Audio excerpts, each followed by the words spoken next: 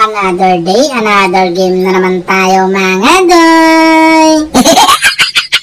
Core naman kasi sana talaga ako dito mga doy. Kaya lang, ang ginawa kasi ng Lance na yan, yung nag-core ngayon mga doy. Gusto kasi niya Rome, gawin yung X-board. Kaya sabi ko sa kanya, sige, ikaw na lang mag-core, ako na lang mag-Rome. Kaya picking pa lang, magulo na mga doy. Wala kaming pakialam! Bakit ba?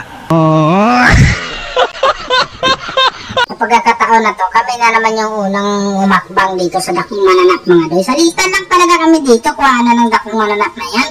Sabi ko sa kanila, akong bahala dito, gwardyado ko kayo. Kanin dito, mali yung taong bato, ang titigas, manasaunahan mga doy. Pero hindi ako papayag na kukunin nila yung mananap na yan kasi kami nag-umpisa dyan mga doy.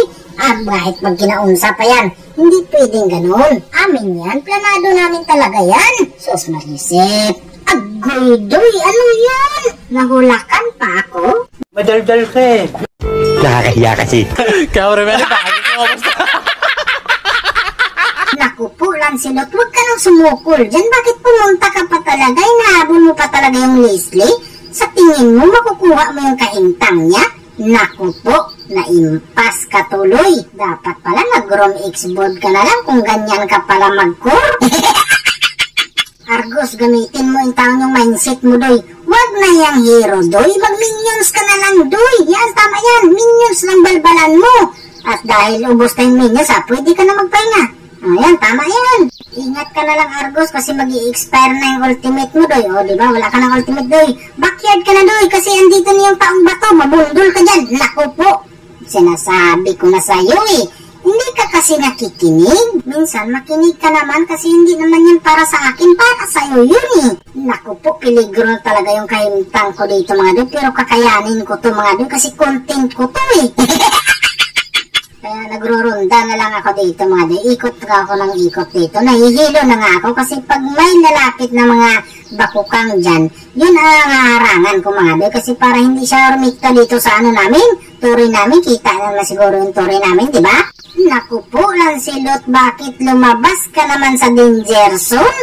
Wala na naman bakasyon ka na naman inuan, doy. Dalawa na lang kami ng hanabi dito mga doy. Kakayanin ba namin to or kakayanin namin to?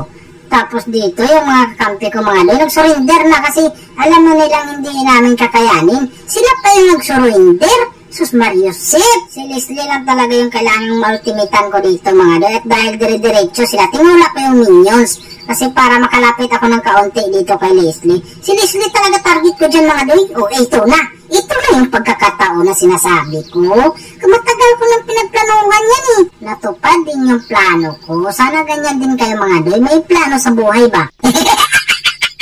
Uhaw pala sa panalo tong Lancelot na to. Tapos pag pakiramdam niyang tagilid na, magsusurrender na. Sus Mariusep, pakiramdam ko napasmo ka lang doy. Kaya dito, narinig ko na naman yung victory!